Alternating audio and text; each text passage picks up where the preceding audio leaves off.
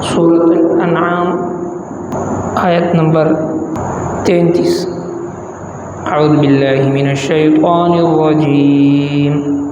बिस्मिल्लाहिर्रहमानिर्रहीम। क़द नअलमु इन्नहु लयहज़ुनुका अल्लज़ी यक़ूलून फ़इन्नहुम ला युकज़्ज़िबूनक वलाकिन्न अज़्ज़ालिमीन बिआयातिल्लाहि यजहदून। वलक़द कुज़्ज़िबत रुसुलुम मिन क़ब्लिक फ़सबरू अला मा कुज़्ज़िबू वऊज़ू हत्ता अताहुम नस्रुना वला मुबद्दिल लिकलिमातिल्लाह वलक़द जाअक मिन नबइल मुरसलीन। सदक़ल्लाहुल अज़ीम। मख्की आयतुन मुबारकोना अल्लाह जल्ल शानुहु मुशरिकीन ता दहागुई प गलतो कारों बांदी मुजम्मत औ बिया दहागुई दबद अंजाम तफसील सर ज़िक्र फरमाए। औ दा ची दा दुनिया लोबा दा और टोक़ी दे खेल तमाशा दा और कोर द आखरत ची दे आगा ढेर बेहतरीन दे दा खल्क़ द पारा चिकम द शिरक नज़ान बचकई द तक़वा परज़गारी वाले जुन तेरी। चूँकि नबी करीम सल्लल्लाहु अलैहि वसल्लम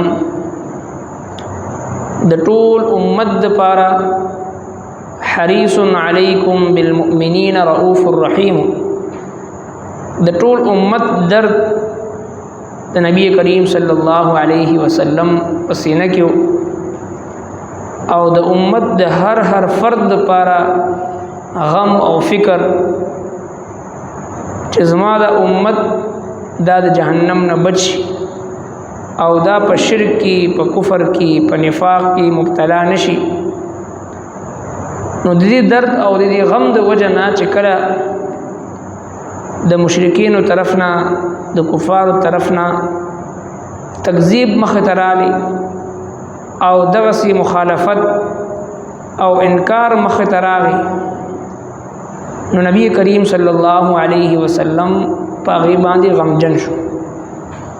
पदीज़ी कि अल्लाह तबारक व तआला ख़ुल महबूब पैगम्बर सल्लल्लाहु अलैहि वसल्लम ता तसल्ली वर्कई ची यकीनन मुँग ता पता दा ची दुई खबरी ता गमजन कवी और हाल दा ची दुई स्ता तकज़ीब न कई बल्कि प हकीकत की दुई दा अल्लाह जल्ल शानुहु द आयतुन तकज़ीब कई दा ज़ालिमान प हकीकत की दुई दा अल्लाह तबारक व तआला द आयतुन इनकार कई और तो पदी बांदी गमजन कीगा ज़कमा चिता नमख की सुमर पैगम्बरान तेर शुई दे दागुई हम तकज़ीब करे शुई दे आगुई सबर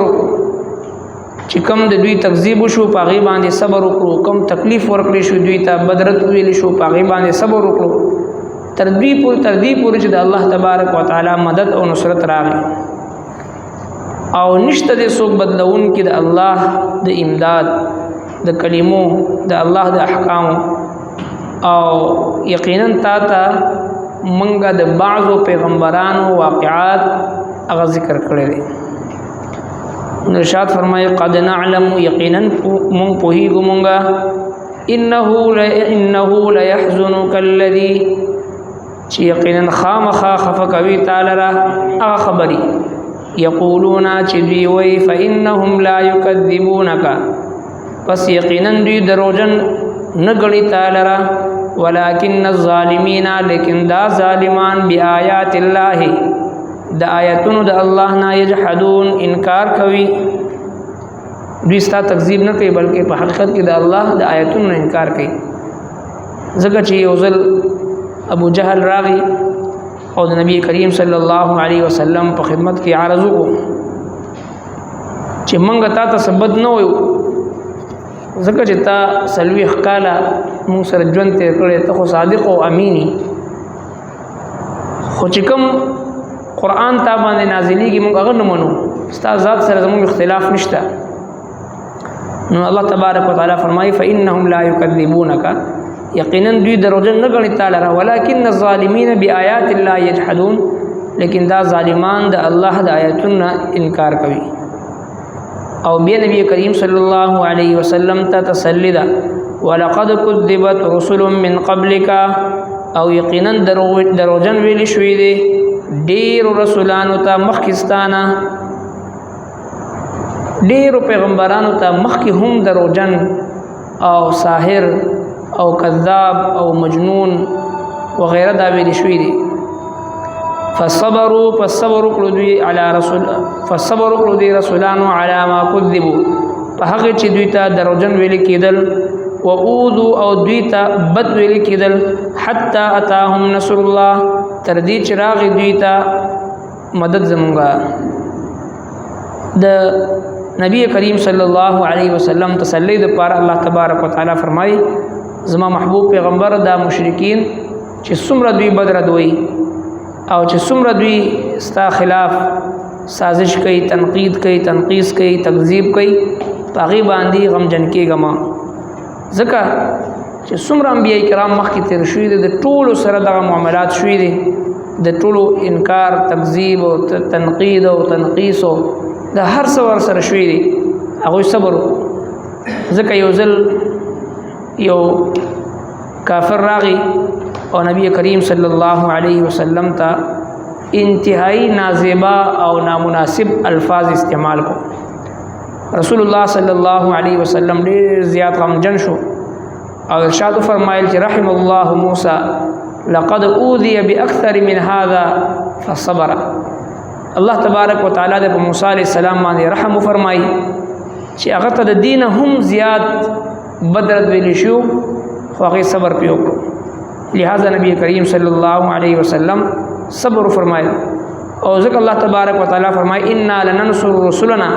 والذین آمنوا فی الحیات الدنیا ويوم يقوم الاشهاد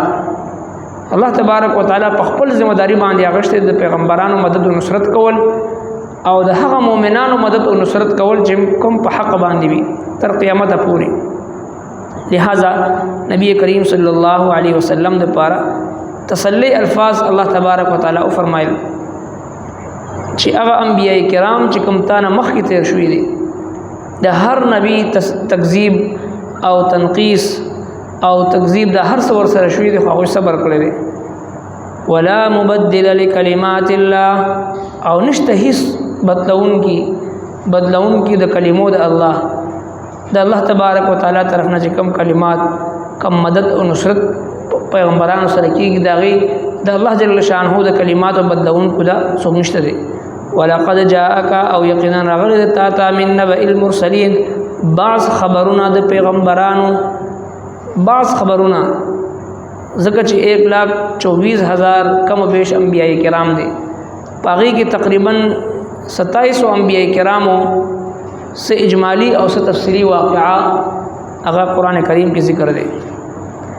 او دین ما سوا د 1,24,000 انبیاء کرام تفصیلی واقعات قرآن کریم کې نشته دي الله تبارک وتعالى فرمایي چې منهم من قصصنا عليك ومنهم من لم نقصصهم عليك ځینې هغه پیغمبرانو داسې دي چې هغې واقعات موږ تاسو ته بیان کړي دي او ځینې داسې دي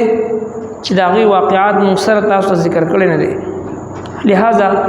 ډېر په کم تعداد کې 26-27 انبیاء کرامو څه اجمالي او څه تفصیلي واقعات قرآن کریم کې الله جل شانه ذکر کړي دي دې دپاره چې کله یو مسلمان د قرآن مجید تلاوت کوي نو د انبیاء کرامو زندگی د پیغمبرانو ژوند او د پیغمبرانو مشقت او د پیغمبرانو خپل امتیانو سره مینا محبت او د انبیاء کرامو د خپل اولاد تربیت او پرورش او خپل اولاد چې د توحید طرف ته رابلل او د خپل د اولاد د آخرت فکر کول